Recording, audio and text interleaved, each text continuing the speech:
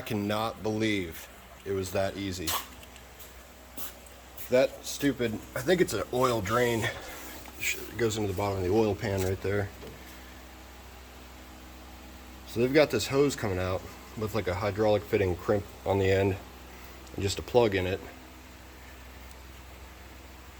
And it took me forever to figure it out because like the noise inside the cab is I mean, it's a lot. Like it sounds like a bad main bearing or, you know, something like that. It really had me freaked out for a while, but it like resonates.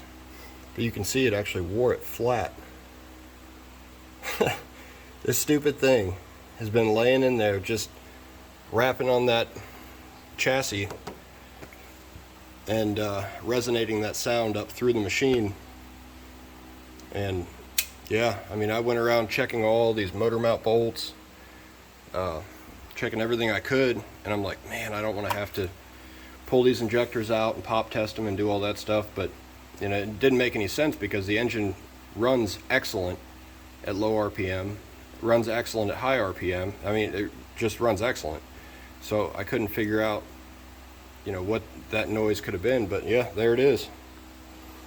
Stupid oil drain hose. And that's wild. Alright, well, glad to have that one figured out.